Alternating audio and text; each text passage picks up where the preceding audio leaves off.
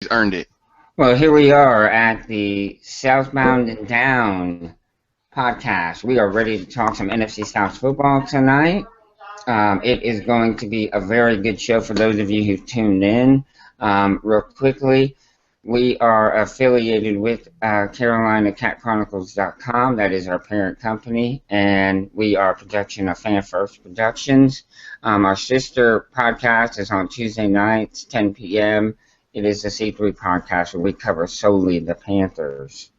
Tonight's panel, same guys that we all have gotten to know and love. I'm going to introduce here, give them a chance to plug themselves. Aaron Freeman. Let people know where they can find you on Twitter and find your own podcast that you do. Yeah, I'm on Twitter at FalcFans. People can find, I got 2 podcasts that are out. You can find Falcon Central Radio. I do that one with Scott Karasik, who writes for the Falcoholic. You can check that out on YouTube or ProFootballCentral.com. And I do another one with the Falcoholic with somebody else that works for the Falcoholic, Alan Stirk. You can find that at the Falcoholic or FalcFans.com. Very good. Those are 2 really good shows as well. If you're a Falcons fan, you definitely want to catch them. Gene, it's good to have you on. The show, I think, is just that much better when you're able to make it. Let people know where they can find you. And I know you did your podcast, I think, last night. Yeah, I did because we have a short week. We do have the Thursday night football game, so Right. I did want to kind of touch on the loss that we suffered on Sunday and talk a little bit about the game coming up on Thursday with the St. Louis Rams. But you can reach me at Super Heavyweight. Please feel free to follow me, and I'll follow back. I love to talk football, and bring your passion. I enjoy that. And I do have a podcast, Buck What You Heard. I've really been trying to get consistent about doing it on Tuesdays, so that's what you have to look forward to. Very good. And Gene does a really good job. If you're a Bucs fan, it's definitely worth taking the time to listen to his podcast while you're jogging, exercising, whatever you may be doing at the time. He does a great job. Gene, Greg, you are next on the list. Let people know where they can find you. You can find me at IntenseGB on Twitter. Like I said, I'm always around all the time. Here to talk football, wrestling, basketball, whatever you want to talk. Monster trucks. Breeze, whatever, I do write for Cat Chronicles as far as doing their rankings and also reviewing, doing a little rundown on the AFC North. And, maybe eventually I'll go ahead and do a Saints podcast, apparently, because apparently I got to join the company here and get a podcast going. I just try to, because I know me, I'll stroke out, getting mad and stuff and everything like that. It'll get bad. So, it might not be suitable for anybody under 21. Right. We may have to put a NC-17 rating on that. Yeah, you're going to need a rating on that one, unless you want your kids to learn a new language. And we also have the money man himself, the man who will tell you no lie, Mr. Straight Facts. What's going on? What's up, man? The way to reach me, Twitter is TMuhammad23. And the YouTube is Mr. T Money 1993. My Giants Hate Week video should be up probably tomorrow. All right, folks. That's something I look forward to every week, is seeing this hate video for whoever the Panthers are playing. And I encourage you to check it out. Definitely not suitable for work, but it is very entertaining. Very entertaining. So what we've got in store tonight, folks, is our typical review of the past week's game, what we've got to look forward to in the upcoming week. But we're also doing I threw a little curveball in tonight and asked the guys to kind of come up with a player who they think might be an MVP candidate just for our division amongst our 4 teams. Obviously, Cam Newton is the low-hanging fruit, the guy that most people would think qualify for an award like that. But I'm trying to find somebody else who they might think is deserving. And I think we're going to go ahead and start the show with this, guys. So, Aaron, just going alphabetically from cities, I will go with you. and Okay. let you start. Okay. Well, I was hoping I was going to go last, just because I figured, if Cam is taken off the board, then I have to pick like one of three Panthers defenders, and I was hoping that somebody else would pick a couple of these guys, and then I just take the third guy. But if I'm going to pick one, I'll go with Josh Norman. I think he's really emerged as a difference maker on that defense. His ability to go in and week out and basically take away his side of the field is a real big boost. We've always known that the Panthers were great at linebacker. They're great at up front, and their secondary has consistently gotten better these last couple of years. And I think a big part of that is because Josh Norman can go out there and check pretty much any number one receiver out there and take care of business. And that's really going to be a huge boost for the Panthers as they get into the postseason with some of the matchups they'll be facing. So I'll go with Josh Norman. I think that's a great pick personally. I would say he would be the immediate second candidate. And I have this question later on in the show, but I can go ahead and ask it now since you were the first to bring him up. Is he a candidate for Defensive Player of the Year? Is he? And I'm just asking that sort of rhetorically, because of how valuable he is to the team, what he has been able to accomplish on the field, and how, because of his play, the receivers are affected, and at the same time, the quarterback is affected. He's affecting two positions, and he's only one person. So I think there's a chance that he could be considered for that. Next would be Carolina. So today, I know you want to go with Cam, and really, if you want to be honest about it, he should be the choice. But just to make it fun, we're trying to pick somebody other than Cam Newton. If Cam and Norman was taken off the board, yes, I go Kawan Short. That's somebody I was thinking about too. He's young. This is only his third year in the league, and he is making big impacts. Yeah, he's always been a guy who's got the pressures and the quarterback hits, but he just wasn't getting the sacks. And then this year, I think he's at 9 now? 9 sacks for a defensive tackle. Yeah, and he broke the team record for most sacks in a season at that position, and he is just making a difference. He's really defensive tackle wise is Aaron Donald, and then it's Kawan Short. I know right. Donald's pretty bad now. He's a bad man. Yes, he is. But Donald. I really like the fact that KK doesn't just eat up blockers. He gets in there and he's disruptive. He's sort of an interior version of J.J. Watt, how he gets in the backfield and things just go crazy when he gets in there. Whether it's a fourth, him knocking the ball loose from the quarterback taking a big sack, him making a tackle for a loss. Something big happens when he gets back there. So I think that's a great pick. Next, so Jano, KK, and next would be Greg, you're next. New Orleans. Ooh, I'm gonna say because it seems like right now everybody's picking all Panthers. Right. I didn't want that either. No, deservedly so. Because I can go Luke Kuechly, I can go Thomas Day. Sure. You know what I'm saying? I definitely go with those guys.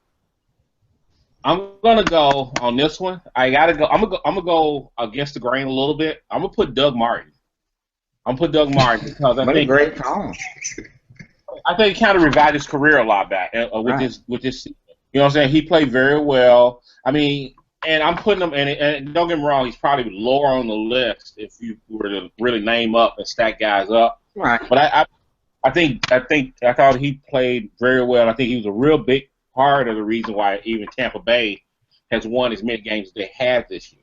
I think he's a bigger part, but a little unsung because a lot of it, everybody talks about Winston and Cutter a lot more. But I think Doug Martin is kind of that catalyst in a sense that helped them get where they are now. We can get this playoff picture. So that's I agree. I think that's sort of a dark horse pick because it's more of a dark horse pick, right? Exactly. It is more of a dark horse pick because don't get me wrong, I could easily name Luke Kuechly, like a name like Steve Davis, and I mean, like, who's going to argue with me that those two guys are pretty solid? I personally like the Doug Martin pick just because of what he's done. He's been given an opportunity, and he has made the absolute most of it. Right. Yeah. And a lot of the time when they've gotten away from running him, they've struggled. Yeah, oh, absolutely. That's what I'm saying. So if they would have kept doing it all year long and been very consistent, he would have had a fantastic year, and the team would have done better, I believe. Just last week, they only ran him, 11 times? Yeah, something like that. And look what it turned out for him. Yeah, exactly. That's something I think. But can I speak on that 11 times? As far as the Buccaneers underutilizing him, you have to look at the game as a whole. The Tampa Bay Buccaneers only had 51 plays in that game. Yeah, they did. So what you have to look at, the field position, the time on the clock, and there are multiple facets as to why they only ran him 11 times because they didn't have the ability to run him more often. They were 3 and out a bunch of times. And they never got the chance to. So basically, what you have, I realize they only ran him 11 times, but when you're looking at field position and game planning, that's what you've come up with is 11 times. It kind of makes sense the way that they were scheming to try to win the game. Well, my question is, I guess, twofold. Number one, why do they only, why are they, if they're getting so many 3 and outs, they need to be running him more maybe just to be able to, hold on to the clock some. Stupid penalties. You have to consider the stupid penalties they were getting that put them out of position to run the ball where they had to pass to get more yards. So there are a lot of different factors as to why. I don't think they intentionally said, let's not run him, let's rest him. The one play where they scored the touchdown, he got the big run, and he was part of that scoring drive, but, I mean, they didn't have to use him that much. Right. But, towards the end of the game where you're down and you've got bad field position and you're trying to score, I mean, there's only so much you can do. You do need to get the ball down the field in a hurry and try to get get the other team's offense off the field and get the ball back. So there's a reasoning. I understand why it was only 11 times. It's just a lot of different factors that went into that. But do you think they could have possibly maybe threw the ball to him a couple times here and there, short passes, allow him to? They don't really need him for the pass. Get a one-on-one situation, see if he can break something or whatever. I think Charles Sims is the guy that they have identified as your catch out of the backfield back. Yeah, and he's that changer pace back. Yes. And you've got Vincent Jackson. You've got he's out for the rest of the season. Oh, is he? Yeah. Okay. Well, you got Evans, Serafin Jenkins. You've got these big guys. They closed Evans out of that game. Evans didn't get much of anything. I think he caught 3 passes in that game. Yeah. Mm-hmm. But for me, I guess my MVP, and I know you guys are going to crucify me for this one, Drew Brees.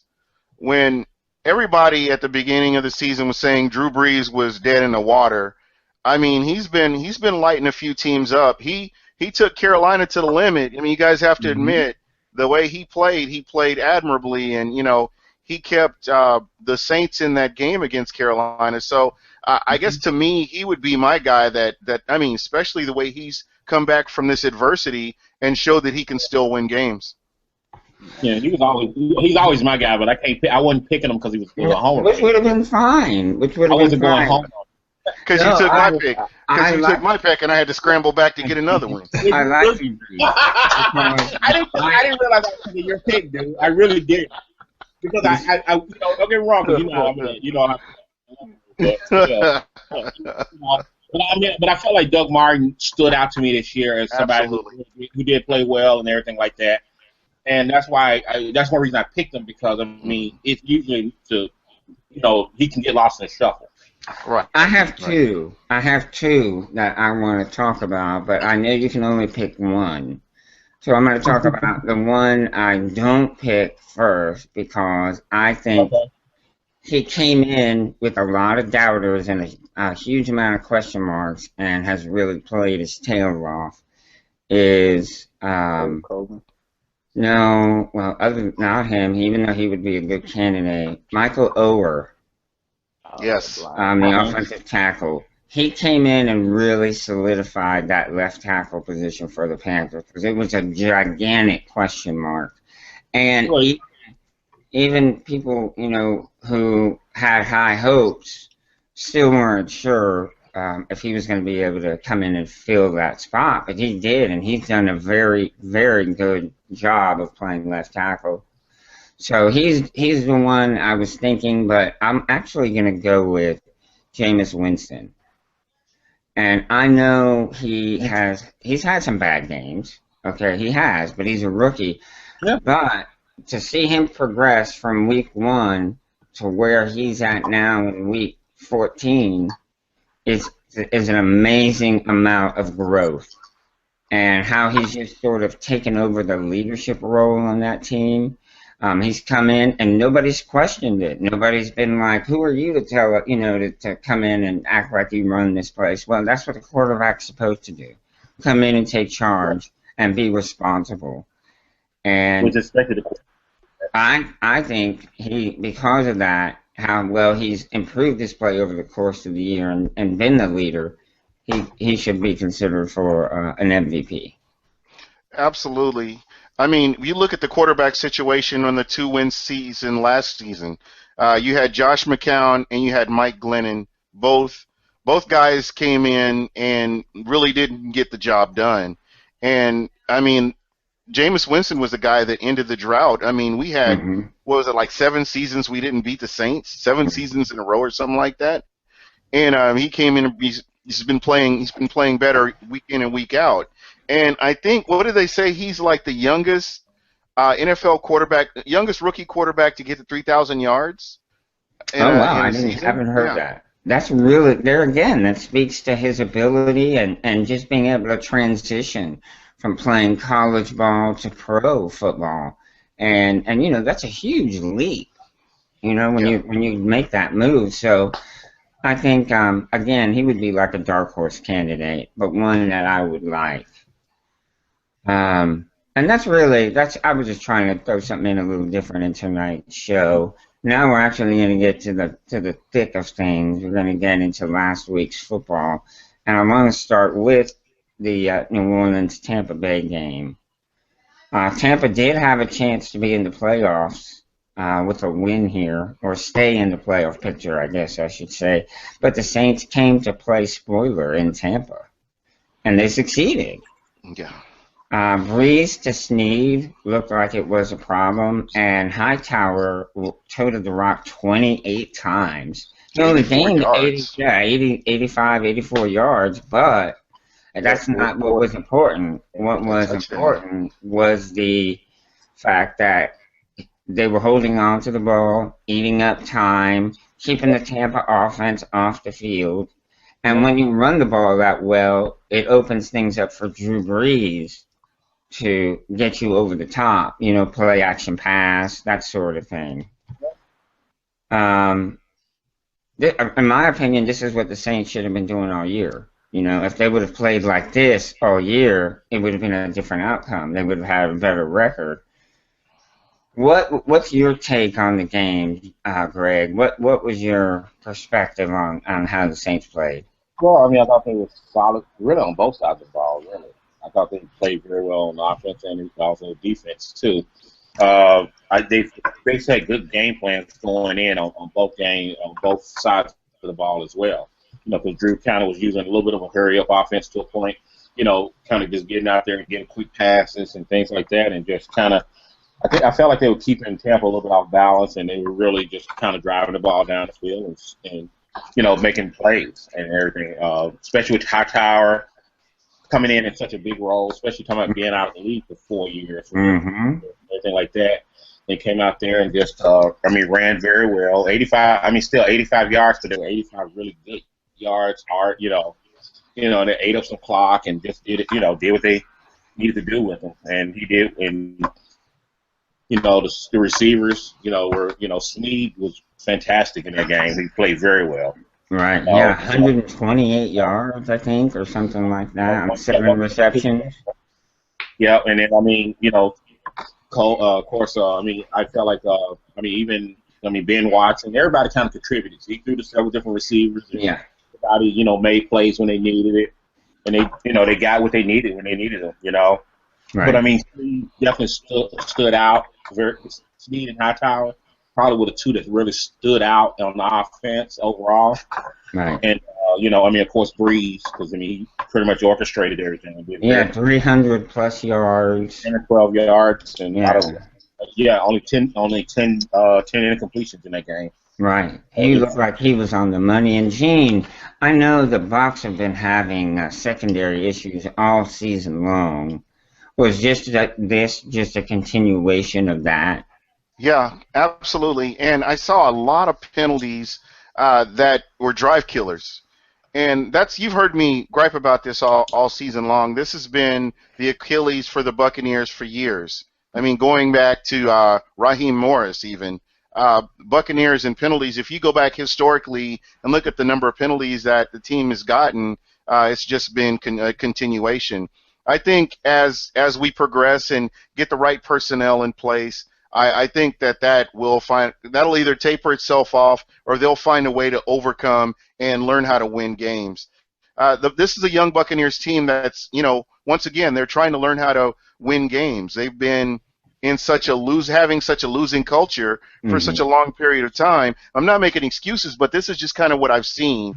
With the old regime here, it was just no big deal. We lost a game. Let's go to the next game. But you have people that want to win. You have the Quan Alexanders. You have the Jameis Winstons out there that really want to win these games, and they go out and they try to execute and do this.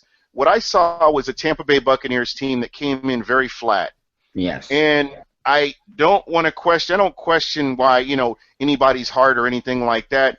But when I talk about learning how to win, you can't come into a game and just expect to win. You have to go in there and punch the other team in the mouth and get those takeaways and play disciplined football. And that's not what I saw. I just saw a team that was very flat, and they didn't move the ball like they really should have or like they're capable of doing.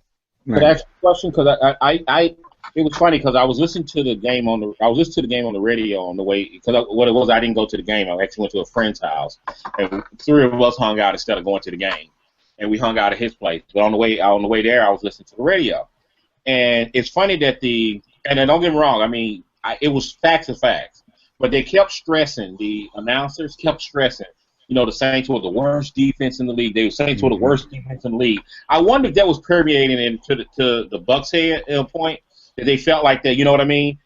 Because this is the same thing you saw against the Indianapolis Colts, a team that the Tampa Bay Buccaneers should have beaten. But they were handled on that day as well. Right, and because you got to think about the Saints defense. The Bucs actually probably wouldn't even score what they scored, the 17 points they scored, if the Saints didn't make a couple penalties that kept their drives alive. They had one penalty Absolutely. That was unnecessary roughness on Kenny the one from number 24. Why his name slips me? Kyle Wilson. Kyle Wilson. He has a one that, and it was fourth down. It was going to be fourth down, and he turns around and has an unnecessary roughness penalty that kept their drive alive. Then he gets another one, and then Brown. They literally could have shut them out. They literally could have shut Tampa out without the penalties. The penalties is the only thing that kept those guys alive. The defense actually really played a lot better than what the score indicated. And I just think that when you were saying that they came in out there and they came out flat, thinking that they probably, because it was the worst defense, because it is known as the worst defense in the league and all that, and maybe they thought it was going to be a little easy. You know, you saw what Mariota did, you saw what Cousins did, and it's just, you know, maybe they just didn't expect that. Yeah, most definitely. And for me, I look at a lot at the scheme. I don't know if you realize this, but it looks like 54% of the plays that the Bucks were on defense, that was nickel. That was all nickel. Mm-hmm. And where I've seen the Bucks when they're aggressive, when they're playing man to man, Lovie Smith is trusting the defense to do what they need to do. They've always done well, or not always, but the majority of the time they've done well. But when they get in this soft coverage, the quarterbacks light them up with the short passes, and they just pretty much control the game going all the way down the field because they can get those passes off at will, and that's Right. kind of what we saw as well. So, what we're working with the personnel, the Bucks are working with the personnel that they have, but I'm sure that you'll definitely see improvements or upgrades in different positions as we go along. Right. And one last thing I did want to mention with Quan Alexander serving that suspension right now, you could tell a big difference, Yes. almost night and day, Yes. from him being in the game to him Yes. not being in the game. So, Right. it really shows you what an important part that this rookie middle linebacker is to this team. How valuable he is already. Absolutely. Yeah. I want to throw this out there.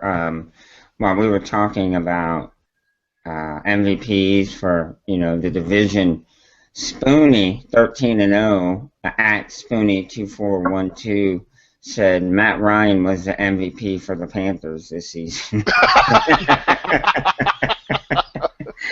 Oh my God! And I thought that was pretty good. I just wanted to share that with you guys. Right. I guess, but that was very good. What I want to mention next is this. Okay, now both of you guys are beyond looking at the postseason, so you're going to be basically seeing who's going to still continue to play, put forth that effort to be on the team for next year. But I guess I'll start with you, Greg, or Gene, and see what moves are they going to make to improve? They need an edge rusher. They need a consistent edge rusher. They've got guys that kind of fill in, but they've just do not have that guy on the edge that can get to the quarterback or even pressure the quarterback. And we haven't had that, to be honest, since Simeon Rice. And we've had guys that have come in, and I mean, if you think about it historically, all the way up from the Gruden era all the way up to now, can you name a Buccaneer who has been that edge threat to the offense of the other team? No.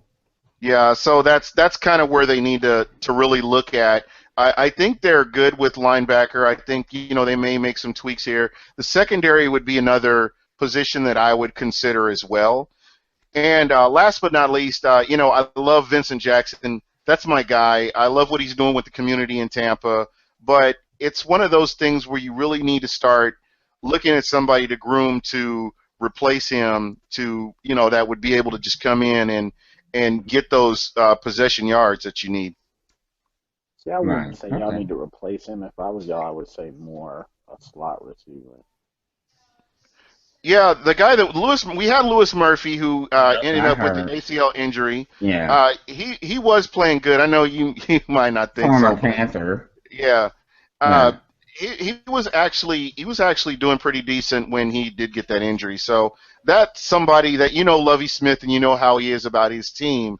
That's somebody I'm sure that he will bring back in. There may be competition, but I'm sure that they'll try to get him back in that offense. Yeah. Yeah, he's going to get another chance. And I think that's true. I think you do need somebody in the middle of the field other than the tight end. He'll get a chance. Jenkins will get a chance to get healthy and be back next year. Definitely an edge rusher because you've drafted them, but they've been busts. Yeah. You got two from Clemson, and they both turned out to be garbage. And we thought Adrian Claiborne was going to be good, but I mean, he's not the answer. The guy is not the answer. I'm sorry. And then we let him go, and that was just. There you go. That's another first-round draft pick. And then Michael Johnson, you guys paid him a ton of dough, and he came in and really was hurt most of that year.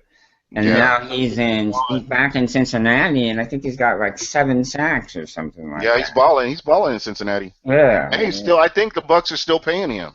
They Yeah, some guys. Ah. The thing about it, some guys can play. Some guys just play for a particular system, a particular coach. Yeah, totally. And they're a 3-4. They're a 3-4 defense, right? Huh? Cincinnati's a 3-4 defense, aren't they?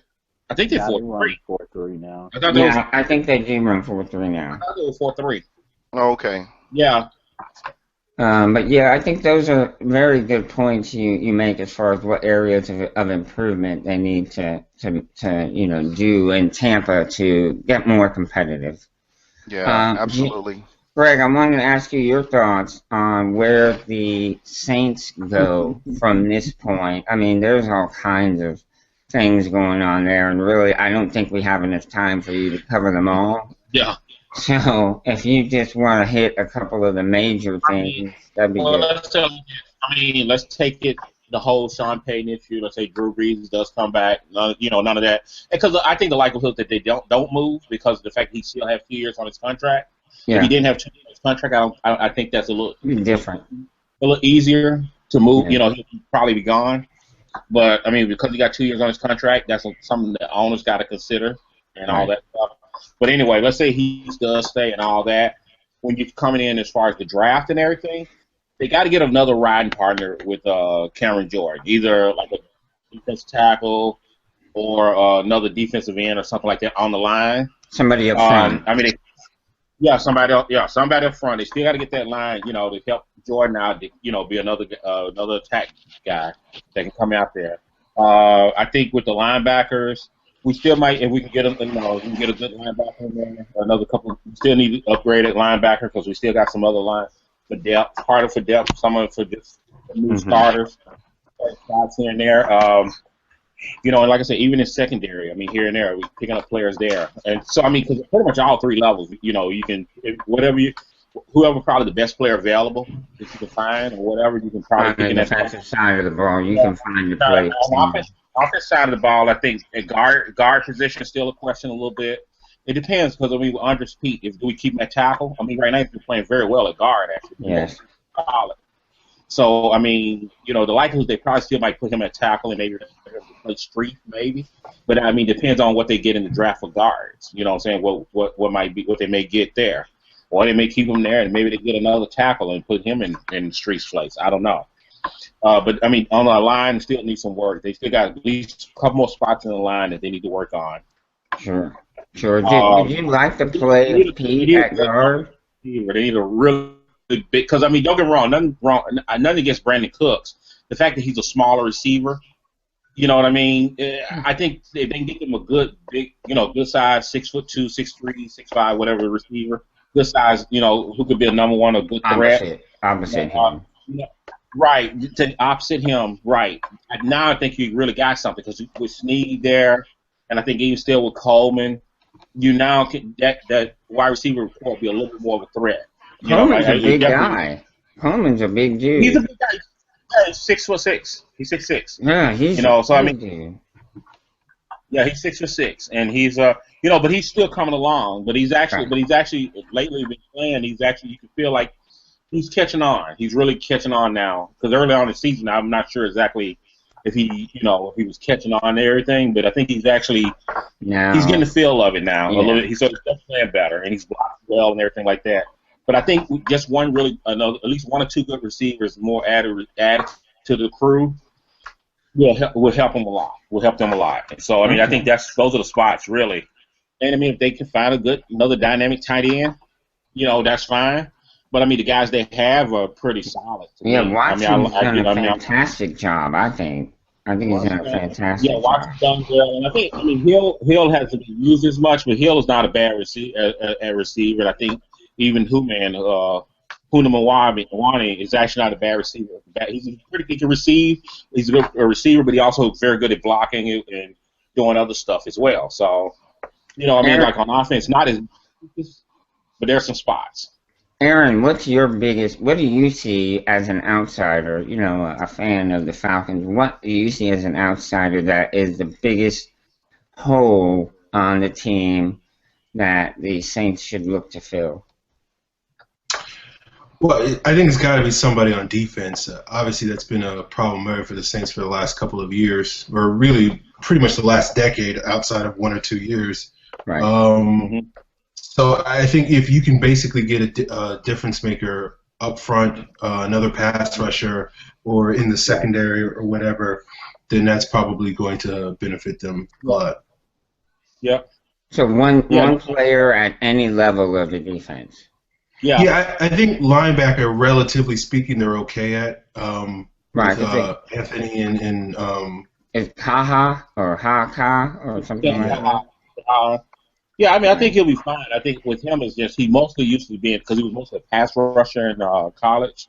He was always going after the quarterback. They got him playing a little more the strong side field where he's kind of dropping into. But other than that, I think the kid can play. Yeah, he looks athletic. He looks very athletic, and he'll be fine. He'll be fine. I mean, Anthony will be good, And then we still got one guy on reserve that I think he's very athletic. That he'll be a pretty good linebacker too. I think he's going to be okay. We'll see. Team Money. What do you see? If you could take any position player and put him on the Tampa team to improve their team, what position would that player play? You said Tampa? Yeah, for the Bucks. Probably a corner. Just because Sterling Moore and that other guy is not going to get it done. And both the guys you walked into the year starting are both backup now, and Burner and Jonathan Banks. Yeah, Banks. Yep. So you think a corner guy? Okay, I definitely could see that. That would surely help.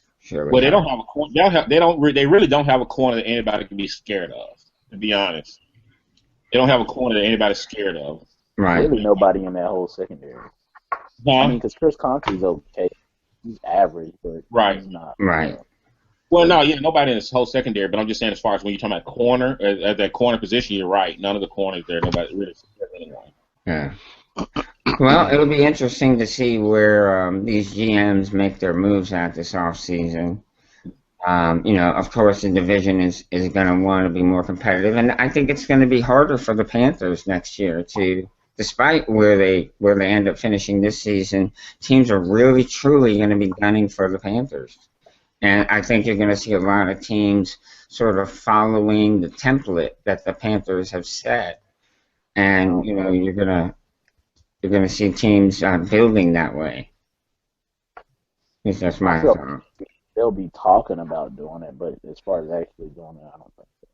I mean, all offseason, how long did we have to hear the teams say they were going to run the ball and play better defense and get more physical this year with no Jimmy Graham? Right. And I know that's what the mantra was for Quinn there in Atlanta. Was defense, get after the ball, be tough, that kind of thing. But I think more for him, it's a personnel issue. And speaking of Atlanta, let's talk about the Panthers-Falcons game. Really, who would have guessed this score? I would have thought. We knew it was. I don't think anybody picked a close game. No. But nobody picked a shutout. Nobody picked a shutout, and I don't think anyone expected Carolina to come out and dominate in the first quarter like they did. Scored on the first 3 drives, 260 yards in the first quarter. Cam looked like a man playing with boys. And in my opinion, the best thing about that first quarter was that Ted Ginn did his very best Chris Carter imitation, and he only caught touchdowns. That's all the man did was catch touchdowns for that game. The defense showed up, and I really believe they showed why they are the heartbeat of this Carolina Panthers team. I asked, is this team capable of losing again this season? Can this team be beat? What do you say today is? I think the best shot all year will probably be Week 17 against Tampa. A lot of people are saying the Giants, but I don't think so because they're still playing for something right now. But that Bucks, man, I feel like the game if we lose any. You felt like the game was what? I said I feel like if we lose any, it'll be the Tampa game. Because it's the last game of the year and we're resting our guys, or because we are anticipating going undefeated and we're going to kind of look beyond the Bucks? It's a division game. From the way I understand it, Lon's plan is he's going to let the starters play at least parts of every game. He doesn't want to totally sit them out and mess up the rhythm. Right. Just because he said the 85 team, they rested and they felt like they were kind of rusty once the playoffs started. Right. Yeah. I mean, whether it's we get up big like this past game and they got the rest, I'm hoping it'll be like that. But will it? I don't know. But I feel like Tampa, Winston definitely now is not the Winston that threw 4 interceptions. No way. Yeah, I see your point. You know, maybe we don't get a big enough lead and Ron still pulls them out despite being in a very close competitive game. But to go 16-0 is not the goal of this team. I think they've stated that often. The goal of this team is to go to the Super Bowl and win the whole thing. And That's the goal, but any time you get a chance at history, I think you should take it. Right, and I agree with you. I think 16-0, if you get that close, you really should go for it. But if I would rather lose the game, the last game of the year, than anyone get hurt. Any key player. You know, we lost Ben Wickery. That's a fan and a media thing. Mm-hmm. We don't worry about Cam getting hurt, and we can. No. Right. Why do we put that little disclaimer or little something on it because it's week 17 now, he may get hurt? As much as we run Cam, we should have been worried about one. Right. You're right. I mean, because we've pretty much been knowing we were going to the playoffs for a long time. Right, and I think it's just because we're right there, we're so close. You know, you play the guys the whole game, you win, you get 16-0, but you have kind of a freakish Ben Wickery thing happen to one of the guys, and then you start second guessing. Oh, you know, you should have pulled him out in the start of the third quarter, or you know, let him play till the start of the fourth, something like that. I mean, I can understand why you would say that, but that's like after the fact, looking at it. You can lose anybody at any point. Yes, you can. In training camp. Right. Practice where they weren't hitting. Right, and last year we lost Cam driving on his way into work. Exactly. Yes. So I mean, you know, there definitely is a chance you can lose anybody at any time. You just hate to do it and then have it happen. But I understand your point. We didn't have but so many corners on a roster. You can't sit all your corners unless, I don't know, you're going to put linebackers at corner or safeties at corner. Right. We only had 5 corners on the roster. No, 4, because Tillman was out. Right. He was inactive for that game. And Colin Jones was hurt. Well, you know, you're right. I think you gotta go for it because it is a chance to make history, and at the same time, you know, Cam Newton can get hurt, get rolling out of bed and slipping on his PS4 controller or something like that. You know, I understand that. Players feel the same way because I was watching on NFL Network and they were asking 2 dudes that's like on everything now, Ike Taylor and Stone's Drew. Okay. And they were like, yeah, don't pull no Tony Dungy on me. Because, you know, the Colts, they did the same thing. 14 wins every year, and then you and all of that. Chicago Bears did the same thing when Ron Rivera was with Lovie Smith, too. Yeah. Wasn't that 2005? Whenever they went to the Super Bowl, or no, it wasn't the Super Bowl, was it? Well, they didn't go because the Panthers beat them. Yeah. Yeah, it was a playoffs. Yeah. It was a playoff game. Well, they set all their guys, and they, you know, Ron Rivera, I think they interviewed him earlier this week, and he talked about that. He's kind of torn on, you know, what he's going to do. So yeah. The problem is if you end up being too cautious about it, then something's gonna really go wrong anyway. Yeah. You're right. You know what I mean? So if it's meant for you to get hurt, you might get, you might divert it one way, but it might, you might get hurt another one. So I don't know. If it's gonna happen, it's gonna happen. Right, and you really don't have any control over it. You can hope to and think in your mind you might, but you really don't have any control over it. It seemed like you thought a guy was gonna thought a guy was gonna be, get hurt, and he didn't, and play the other plays where it's like, how the hell he get hurt? Right. Right. That's how a lot of our injuries are. I know they talk about Cam because he's a running quarterback. When I see Cam get limping around the game, it's never him running the ball. No. It's always like back or he steps the wrong way. That's on somebody. Right. I never really seen Cam get hit and then Cam's just like, oh. Besides the Saints play, but that was because he slowed up.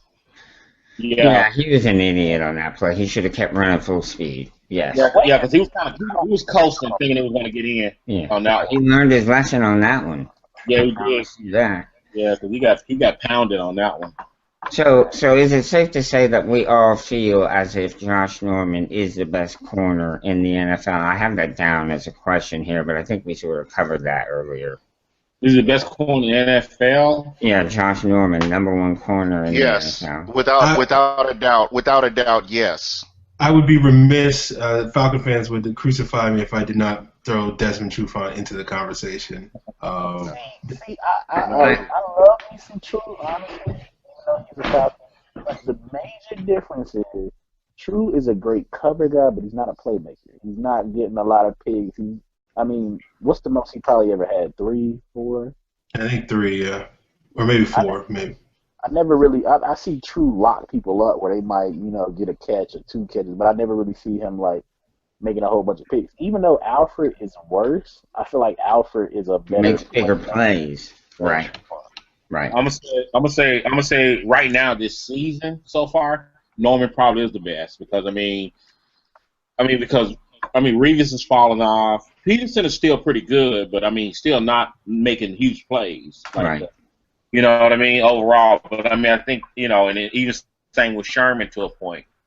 Not necessarily making the big plays, but he's still pretty solid guys. But right now, Norman, he's probably the best. But y'all I feel like Peterson killed that argument last year when he let Julio light him up for what was it? 2?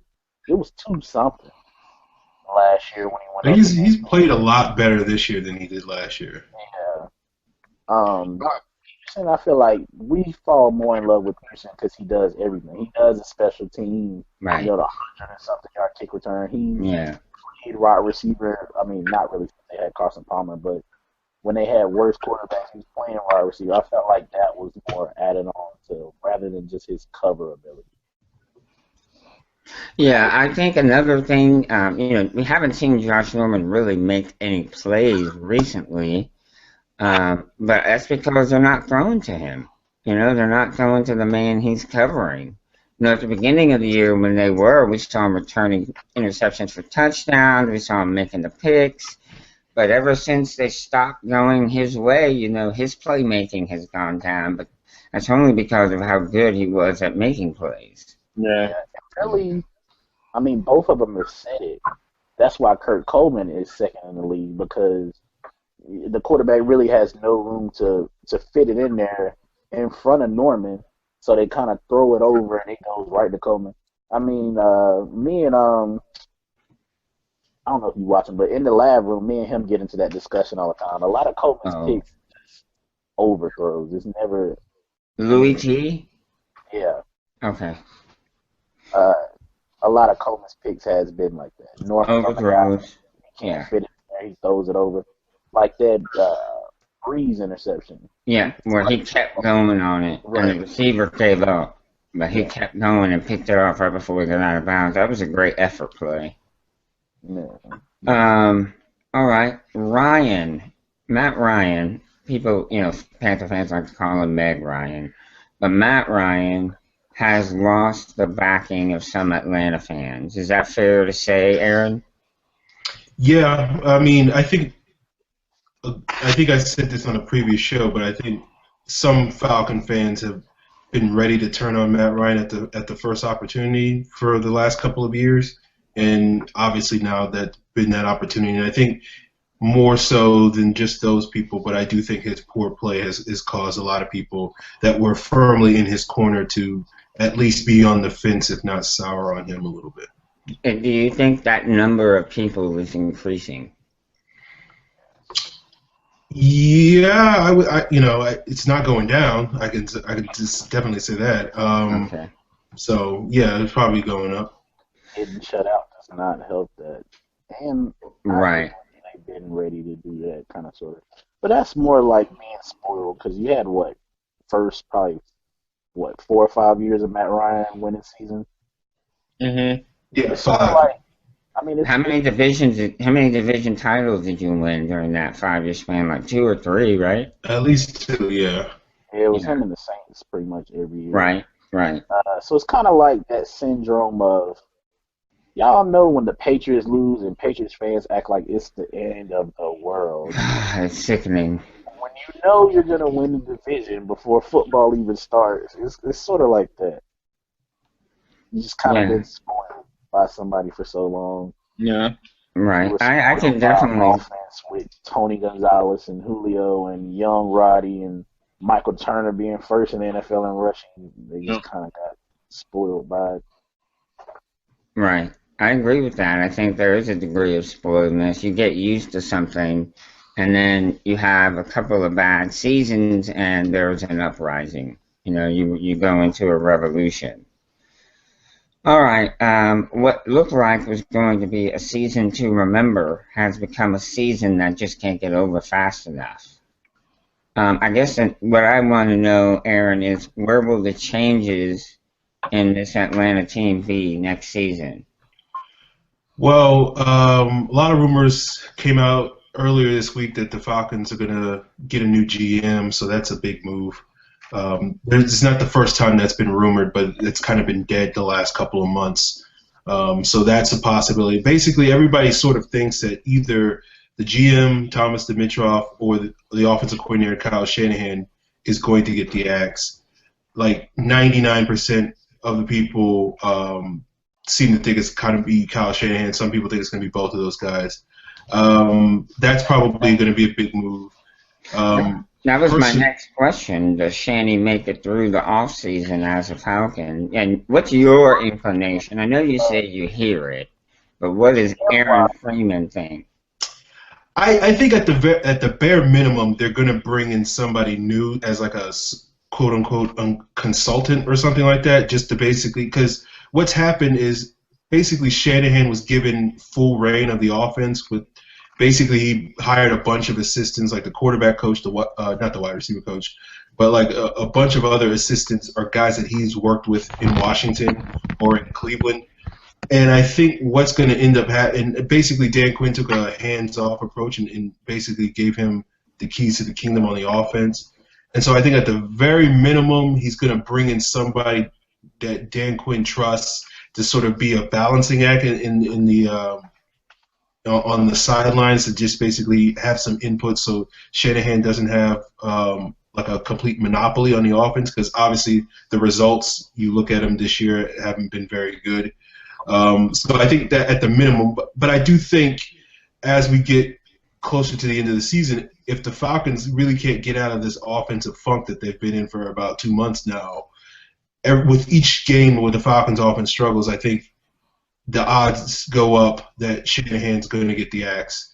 So, I mean, especially this upcoming week against Jacksonville, where there's really no corner that the Jaguars have that should be able to check Julio Jones. So the Falcons offense should be able to be productive at least just by getting Julio the ball. Mm-hmm. And if they, have another 14 or 17 point game, given that circumstance, I think it's probably going to be the sort of death knell for Kyle Shanahan.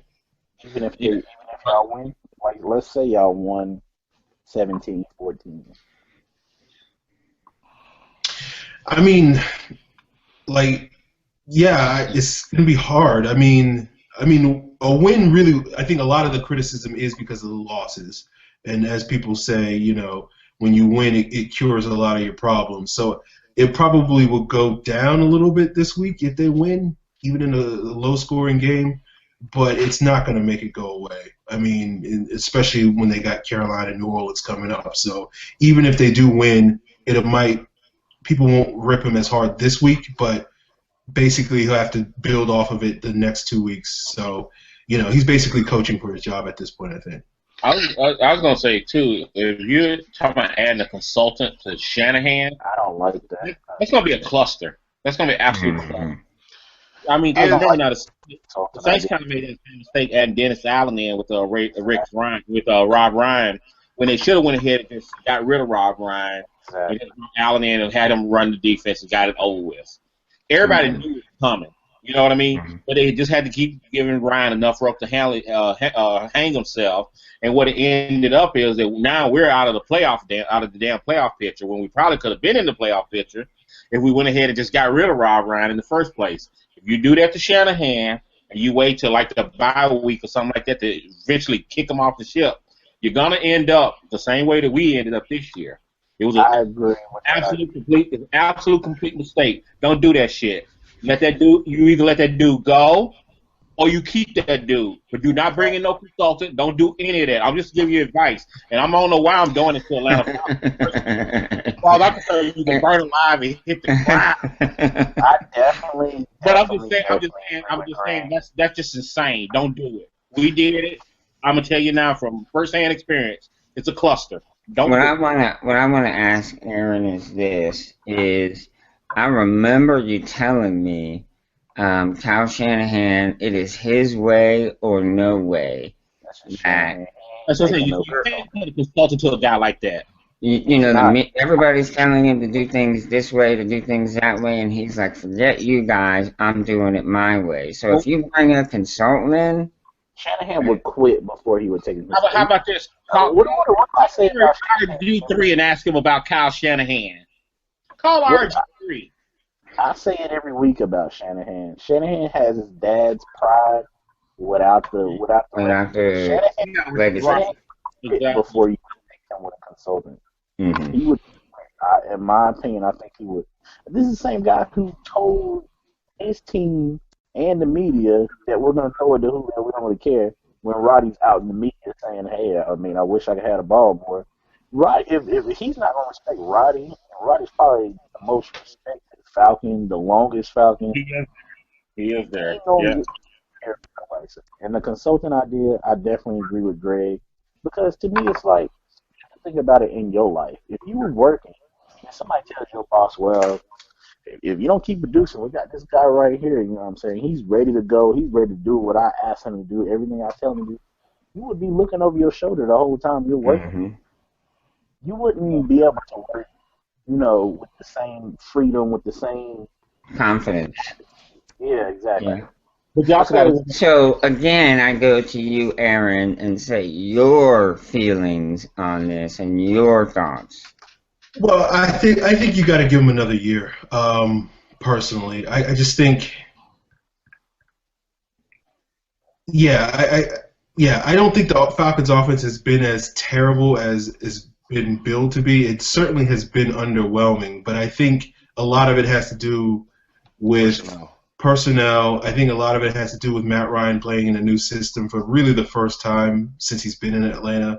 Mm-hmm. Like when we hired Dirk Cutter, he didn't really change the system from what Mike Mularkey. He just kind of tweaked it a little bit and did a little bit different things, but it was basically the same offense. He basically approached it as it's not broke, so I'm not going to really come here and fix it. And so now Shanahan is doing completely different things. And, there's a lot of talk about how there's like a mutiny in the locker room with Roddy and Julio and Matt Ryan not feeling great about. So it all sort of plays into this sort of notion where, it's either Shanahan's way or the highway, and maybe Shanahan gets the boot. But my personal opinion is I think you got to give him another year, see what he can do, figure it out, sort of bridge some of what he does and with what some of the players want to do. Give him an offseason to figure out. Give him a new wide receiver. Give him some help at a tight end and on the offensive line. That's the biggest thing, I think, Aaron. That seems like a very logical answer there. You give him one more season. You give him a chance to get his players in. You give him a chance to really go and get back into that playbook and say, okay, this didn't work, this didn't work, this didn't work. See, but And, we did this, this, and this, and we did it well. I got two concerns when it comes to that. One, Yeah, I got a concern too. the only way Shanahan's gonna get fired, it has to be Matt Ryan. Julio is not that type. Julio's not gonna be the one to speak up and say, "Hey, No. we need." Roddy, they're gonna say, "Hey, Roddy, you kind of old. I mean, you Goodbye. Yeah, he's getting cut. It's gonna have to be Matt Ryan that says, "Hey, I don't think Shanahan's offense is gonna work for me. We got to get rid of him." And the second one is, I mean, most of the time when you let somebody stay, it's because you're gonna put pieces in that helps fit their offense. Mm-hmm. Okay. To really work, it's a regression of what they were already doing. Yeah. Julio is one of the top. I mean, the worst you can put him is top 3, top 5 receivers in the league. You need to give him the ball deep, not running bootlegs to throw 5-yard, 10-yard passes or thrown in to. I mean, you have to get a way better tight end to really do what Shanahan wants to do. And I don't know. I mean, I'm not the draft expert, but I don't know any marquee tight end that's coming to the draft. Mm-hmm. Yeah. You would need more receivers who are going to run intermediate to short routes, which is a regression of what they were already doing before. Another thing I was going to kind of say too to that, because Shanahan is that kind of my way to highway type guy. You have to understand too, like you said, Matt Ryan is one guy that will speak up and that can probably get him kicked off because Matt Ryan ain't feeling it. But also just the offense as a whole, because if they don't really have any chemistry and not working with the guy, ain't no point in keeping him. Because the Saints had to do that with Spagnuolo. The fact was that Spagnuolo was that same type of guy, the highway type guy. And true, he didn't have a lot of the pieces there, but the players just did not like him. They felt like he wasn't taking any input from the players, wasn't trying to help them to do anything that they would best do to try to tailor the offense. He just had an ideal in mind and wanted to try to use it and then go from there. And it actually ended up with the worst defense in history. Mm-hmm. So, I mean, Payton had to kind of make a move instead of giving Spagnuolo another year because the players were probably going to put a mutiny on the guy and just not even going to, we're not going to play for him. So that's why Rob Ryan ended up coming in at that point in time. But I'm just saying with Shanahan, if he is like that and the players don't like him and don't want to play for him or don't feel like that he is the guy that's going to make them better, you do better getting rid of him. I don't think they're going to give him another year if that's the case. I mean, that's where the fine line is to me. If that's true, though, I mean, honestly, Shanahan probably wouldn't have a job anyway. Just think about it. Who have we ever really heard say they loved Kyle Shanahan? Nobody. And if I for me, either Shanahan, to be honest, if you take away John Elway, the John Elway time that the dad had, there are subpar coaches to me. I mean, as far as I'm concerned, I haven't seen where they've done anything to set the world on fire, either one of them. Right. And going back to the Sun, when he was at Washington, I mean, yeah, they went to the playoffs with RG3, but that was it. Mm-hmm. I mean, either one, the dad or the son. I'm like, he used the word underwhelmed. That's what I feel when I think about either Kyle or Mike. Yeah, I agree with you. I mean, because really, besides in Super Bowls with the Broncos, I agree with you. Neither one's really done anything. Well, I'm going to finish my thought and addressing what Aaron had suggested. To me, it seems rational to give him another year because he came into a new system with new players. Okay, so he had to make the most of what he had. These weren't his guys. So you got to give him a chance to get some of his guys in there to run this system and see if it can get any better. As far as bringing in a consultant, I feel like what you guys are saying, if they do go that route, that he's going to be pissed, and he's either he's going to walk or he's going to be a jerk and not communicate with that consultant at all and end up getting fired. Yeah, the problem is okay. Sorry, go ahead.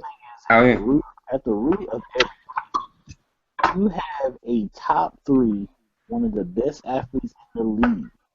If you will not throw it to him deep, there is nothing left to talk about. But that is predicated on running the ball. You have to run the ball to be able to get the ball deep to Julio. Otherwise, you're throwing up and praying he catches it. You really want to give him the best opportunity to make a play, then do a play action pass because everybody's going to step forward while he's going. So that's going to give him the best chance to get open and make the play. If you don't run the ball, your odds of completing that pass go down. Yeah, his offense is predicated on the play action. That's really the core of his offense, and they haven't really run it as much. Going into the season, it seemed like that was going to be a staple, but as we've gotten further and further in the year, it's just like that. Well, if you're not running the ball, it cuts half your playbook out. Anyway, Exactly. It cuts half. You lose half your playbook. But also, what pieces do he not have to have a run game? You have Devontae Freeman, who's a special talent. You have Telvin Coleman, who's another good running back. Yes, they got two really good running backs. They really do. Some of the line, there were some times when the line wasn't playing that well, and there were some times where they got behind so early, running the ball would not have given them an opportunity to win. Now, there were times where they should have been running the ball and just flat out weren't. Mm-hmm. Right. And that goes on to the Shanahan. I mean, you put that on the coordinator, no doubt. And my question is, has Freeman been all right since that concussion? He just maybe it's me, but I just don't think he's running the same as he was before he got that concussion. Not really. Yeah. Well, he was all right against Carolina. It just the game was over, but it didn't really matter. When it started, yeah. Right. Yeah. Go to Freeman. Freeman just gone. I get what you're saying, Joe, about keeping them another year, and it is rational, but you got to remember also, too, owners are not rational. Owners only right now, these days, because coaches are coming in and doing so well so quickly, they give you like a 3-year plan. So if you turn around, you got a guy who got a dud offense, is not playing very well, you give him a second year, now now it doesn't work that year. Now you got a guy, because either one, you ain't hired the players, or the players don't want to play for him. Now you got to try to hire another offense coordinator. You're pretty much on the walking the plank in that third year. You know what I mean? Because you know what I'm saying. So I mean, you're running the risk of, Quinn is kind of coaching for his job too. When it's what I'm saying. The issue is because the Falcons have a stadium that's going to open up in 2017. Yes. And they're trying to sell tickets, PSLs to the fan base, and basically the fan base is, by and large, what I was saying earlier about the 99%, like the fan base by and large, they're done with Kyle Shanahan. And so basically the feeling is Arthur Blank's going to have to fire he's got to find a scapegoat for this season. A fall guy. It's either going to be the GM or it's going to be the offensive coordinator. And most fans want it to be the offensive coordinator, but they also want the GM to go because basically people are now coming to the realization that I personally have been in for like 2 or 3 years, but now it's dawning on other people that the talent on this roster isn't particularly good, isn't really conducive to being sort of more than, a 7-9, 8-8 sort of team, as opposed to sort of the Super Bowl caliber contender that I think Falcon fans have sort of deluded themselves that the Falcons have been since they lost the NFC Championship game, which they really haven't been. And logically, you have to think of it from Dan Quinn's viewpoint. Right now, it's just Shanahan can be out the door.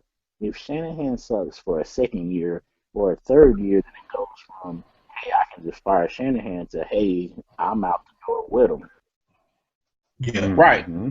Especially, like I said, that stadium coming, he'd rather have a team that's on the rise, that's coming up. Because you want to sell those PSLs. Exactly, because if you're 8-8, if you're coming into a season 8-8 and you're opening a new stadium, people might buy the tickets. If you're coming into a team that's 4-11, 4-12, or 5-11, or 2-14, ain't nobody buying those tickets. I mean, especially with Atlanta fans, they're not as diehard, in all honesty, because it's a transient area there. You know what I mean? So not everybody necessarily a Falcon fan there. Right. Everybody's kind of fans of other teams because it's such a transitional area there, like a lot of different people from different areas. So the fan base you have to be winning for that fan base to really be there. And it's a lot easier to sell that, hey, we got a new exciting head coach, we got a new exciting offensive coordinator instead Yeah, of exactly. Yeah, I mean, yeah, if you're coming in before that year 9-7 or something like that, now people buy tickets. Right. Well, I think this, we've really made some very interesting points. It seems to me, Aaron, that somebody's going, whether it be just Dimitrov or both of the guys, somebody's going to lose their job. I saw Arthur Blank on the field Sunday at the Panthers game. He was on the field, obviously, on the Falcons sideline, and he looked like a very, very upset man. He was Yeah. very upset. So somebody's going to go. They got to find a fall guy, and whoever it is going to be looking for a new job. It could very well be Quinn because he could easily go and clean house between general manager, coach, and everybody. He's not gonna fire Quinn. Yeah, he's going to give him another shot for sure. I mean, he might not, but I mean, what if they turn around and lose the last 3 games? He might just, he may very well, if you turn around and lose all the next 3 games, especially if you get killed in them. He may rethink that plan. You gotta remember, Quinn has a longer leash than Shanahan because Quinn just went to 2 Super Bowls. Right. And the whole point of Quinn's hire was to improve the defense. And while the defense isn't great, and it certainly didn't look great on Sunday, it's looked a lot better this year than it has overall. Agreed, no doubt there. You're right. Yeah. So he should be safe for his job. The question is going to be, if he keeps Shanahan next year and then that doesn't work out, then he'll be on the hot seat going into 2017. It's going to be a very hot seat, and you can imagine that Arthur Blank is going to be on that sideline a lot of times, looking at him sideways when shit going on. Let me say this: that we've got changes coming to several teams in the division, and it's going to be fun to see what they are. I want to get on to this last part of the show, and that is next week's games. We're already about 15 minutes over, so we're going to make this short and sweet. We got Atlanta at Jacksonville. I'm not sure what the line is, but what do you see the score being there in that one, Aaron? Honestly, I expect the Jaguars to win a close one. The Falcons' offense can't score points, so I don't expect that to change. I mean, I hope it changes. They have the matchup. This is the most favorable matchup they'll have the rest of the season. Yeah. But the Jaguars look like they're playing hard. They're playing, so I think it's probably going to be like 24-20 or something like that. Jaguars. Jaguars did put up 51 points last week too. And then 39 the week before, so they're rolling. Yeah. Yeah. Okay. I think that's probably a pretty reasonable score.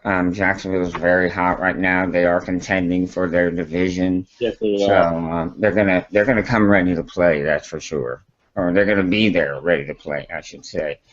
Next we have Tampa Bay at St. Louis on Thursday, Gene. That is tomorrow. So you're gonna get your football fix nice and early in the week. Absolutely. And, once again, and I say this every week, if the defense plays discipline and they can wrap up and tackle, because you're talking about Todd Gurley, and this guy can break it. Anytime he touches the ball, there's that opportunity. He's gonna break it for a long one. Yeah, exactly. You can't take I guess Case Keenum is going to be the starting quarterback, so we'll see how that all works out. But as long as Jameis Winston, I think, is on the field and Doug Martin, I think there's always that chance that the Buccaneers can win the game. I believe if they come in and play discipline and play hungry like they really want to win, I see the Tampa Bay Buccaneers walking away with the victory. It's a game. It's a winnable game, and I think I mentioned this last time I was on the show. The last games that we have could, the Tampa Bay Buccaneers are going to be in all of them. So with this game, I think Jameis Winston making sure he's protecting the ball, Doug Martin running the ball. I think that, as long as they're converting those third downs as well and extending plays, I think the Buccaneers can win this game. Yeah, I think I think St. Louis is pretty banged up too, even along the defensive front. I think like Robert Quinn's out for the rest of the year, and they've got some injuries going on there. Yeah. But You have a score, Gene? I'm not sure which defense is going to show up, man. I just every time I do give a score, it doesn't turn out like I want it to. So I do see the Bucks winning.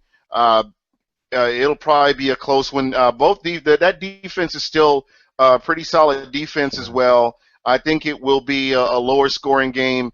I would say the Buccaneers 24-21 in a close game. That would be a good game if it's going to be that close. Greg, your Saints are playing on Monday night. They're hosting a Monday night game. The boys from Detroit Rock City are coming down for a game in the Mercedes Dome. Wow. What do you think is going to happen in this game? Last year, and I think that's going to kind of sting with the Saints. Last year, the Saints lost the game 23-24 to Detroit. Wow. The last 4 minutes of that game, they ended up giving up. They had them like 23-10 in the game, and they ended up giving up 2 touchdowns and ended up losing that game. I would like to see them get a little revenge on this, and I think they will get a little revenge on this one. And because, at this point, I think for them is that they're looking to play. They're just looking to. It's part of his pride at this point. Mathematically, they're in the playoff picture, but we know that, too much got to happen for that to even come about. But at least, if anything, you come out here, you go and win these games. So, Saints, I expect the Saints to win this game. I'm going to go 27-23. All right. So another close one. Game that I do think it's going to be close. Detroit, they got an offense that can go too. You know what I mean? Right. And they're banged up a little bit too. They are. They got offense that can go as well. And They try to put Browner on Calvin Johnson. Yeah, that would not be good. That's and I don't know exactly what they're going, but they may put Bro on Calvin. Yeah. He's been their best defender in the secondary. By far, I would do that. The best one. If you look at his stats over the last 5 or 6 games, he's been pretty much playing out of his mind. He's been doing very. At the same time, think about Golden Tate speed versus Browner. Right. Yeah. Well, it's right, and that's gonna be a problem too. The likelihood, I think, what they may do is put Browner on Calvin Johnson and then put Browner. Yeah, because of the size, right? Yeah. And I think it's more the size deal. But I'm not totally sure on how they're gonna go about that yet, because that is the question: who's gonna get Megatron? That's the biggest question. But then also, Tate is slouch himself. Tate will kill you if you don't watch him. Yes, he will. And he'll sleep with your wife too if you don't watch him. Yeah. Sneaky son of a gun. Gotta put a bracelet on him.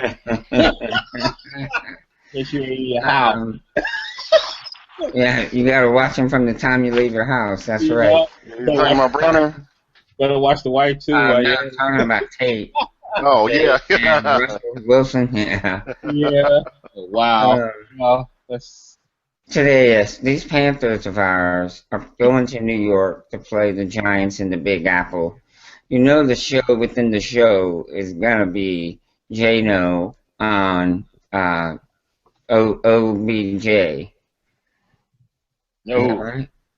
That's a heck of a matchup. Yeah, it's going to be one heck of a ball game between those two. The Dark Knight versus the Joker. Is that what I'm hearing? Yeah, that's what the word is. Yes. So, I read something the other day that said, and Gene, you might have mentioned this earlier, or somebody may have mentioned it earlier about, and there have been like 8 teams in the last however many years in the NFL that have gotten to 13-0. Yeah. And like 5 of them have played New York in New York, and New York has beaten that team like 2 times or something like that. So a lot of teams the teams that have gotten to this point that are undefeated and have gone to play New York in New York oftentimes don't come back undefeated anymore. So that's just something to think about. What do you see happening in this game today? I think Cam's gonna add a little bit more to that MVP resume, mainly because Johnson Stewart is not playing. Ron Rivera ruled him out today. So So I love me some Fozzie, but he's not that guy to carry a team. I appreciate we're gonna get Cap in the game though. But I'll yes, say 31-10. Because I mean Odell is Odell. Odell's probably just watching wise or just emulating. He's probably my favorite wide receiver right now. But Josh Norman is he's a different guy, man. mm-hmm. He's not a Brent Grimes. He's not, you know what I'm saying? He can go pound for pound with Odell. And really, I mean, I would be more scared of the Giants if they had like slot receivers and stuff. You know, with our corner situation right now. Yeah, If Cruz was there, this is a different situation. right. It would be tough. Exactly. Yeah, Cruz was there. Yeah, I'm talking. You only have one wide receiver, and you're not really doing nothing. And then tight end wise, I don't think they're doing nothing. I'm not a tight end. So I think 31-10. I think Cam will get back into that chasing after Steve Young as far as passing touchdowns and rushing touchdowns. I agree. Because I don't see the Giants really being able to defend the read option. I agree. I think I think Cam throws at least one touchdown and runs for a touchdown too, at least minimum. I don't think the Giants really have been able to put it together consistently this season, week in and week out. They've had some good games, they've had some bad games. They've been in most of their games in the fourth quarter, and they just let it slip away. So I think the Panthers come in and take an early lead, and the Giants never really get a chance to be in this one. But yeah, so the Panthers will get to 14-0 with 2 games left to be played. I really appreciate it this week, guys. We've run over some time, but it's been a lot of fun. I thought the show was very well done tonight. You guys really did a bang-up job. I'm gonna give you one more chance to plug yourselves, and then we're gonna say goodnight. I'm gonna start going backwards this time, though. Today, so why don't you go ahead and start us off, where people can find you and see your work. Twitter, T Muhammad 23. You can hit me up. Everybody knows pretty much ready to give everybody some straight facts anytime. YouTube, Mr. T Money 1993. And lastly, but not least, you know what time it is. Shout out to the boy Scott, Prophet, Big Homie, 38-0, man. Shout out to Scott Jurassic. I asked him if he would be on the show last night, but his podcast was going on at the same time as ours, so he wasn't able to make it. But I believe he would have come on. But anyway, it didn't happen. Greg, let us know where people can find you at and talk about some wrestling if they want to. Well, yeah, we talk Saints or NFL football, wrestling, whatever, but at Intense TV. So definitely feel free to follow me, and I'll make sure I follow you back. And Mr. Buck, what you heard, tell them where they can hear the real scoop on the Buccaneers and where they can find you on Twitter. Yeah, you can reach me at Super Heavyweight. Add me, and I'll add you back. I love talking football. Doesn't matter what division you're in. You're always welcome. I'll follow you back. Please, if you can, go out to YouTube and look up Buck What You Heard. Check out some of my podcasts. Like them. Give me a thumbs up, thumbs down. Let me know what you think. All right. And Aaron, I think you have the most honest opinion of anybody on this board. You tell it like it is when it comes to your team, and I appreciate you for that just as much as I'm sure the rest of the panel does. And we all have our own opinions as to what Atlanta should do, but I think yours is the most sincere. So tell them where they can hear your podcast, because I think you do too, don't you? I do. And where they can find you on Twitter. Yeah, people can find me on Twitter. I'm at FalcFans. You can find one of my podcasts on the Falcoholic.com or FalcFans.com. That's the one I do with Alan Stirk. I do another one with Scott Karasik, who T Money was just giving a shout out to. You can find that we do that one Tuesday nights. You can find it on YouTube or ProFootballCentral.com. Search Falcon Central Radio. And I just want to go on record before we close out. I do think the Panthers are going to struggle a little bit in this Giants game. I think they'll win, but I think it's going to be a lot closer game than people are predicting. I agree with Aaron too. Because that you talking about a two-time Super Bowl champion. Those guys do understand how to these games, and in this game, I think they can get up for and play very well. And number two, they're playing for a division title, so they have to win this game. They can't, Right. You're playing some guys who are going to be coming out there. I think they know it's no going back. They got to do it. It's no tomorrow. You both are making very good points. You both make very good points. It's a big game, but I just think the Panthers are on a different level right now. They're definitely a better team. I just think the Giants' defense is going to give Carolina's offense a little bit more than they can. Yeah, I mean, you actually see JPP now. Actually, he's getting a little more penetration. He's getting closer and closer to getting a sack and making a little more impact there. OBJ against Norman, I want to see that matchup. I think that's going to be a fantastic matchup. That's going to be fun. That's going to be fun to watch. Yeah. But I think you got to watch out Harris and Ruben Randall. If you turn around and take your eyes off, those two guys right there can end up killing you. So and Ruben's a big guy. Ruben Randall's a big dude. And Harris is actually a pretty sneaky, fast guy who can do a little too. But I mean, I still do think that the Panthers will win the game. I just don't think it's going to be as easy as you guys thinking it's going to be. That's the only thing. That's all I'm saying. I'm with Aaron on that one. Well, we will find out and talk about it next Wednesday, 10 o'clock. Well, we'll be right here doing this all over again. Guys, I hope you have a safe week and enjoy the weekend as it is quickly approaching. And I look forward to next week. All right? Everybody get out here and like this show. That's right. Get out and like this show. And I am Joe Riolano. Thank you for watching. Southbound in Town is a production of Fan First Productions, and we do CarolinaCatChronicles.com, the #1 Carolina Panthers fan site. So check us out. Thank you very much, and God bless America. Good night.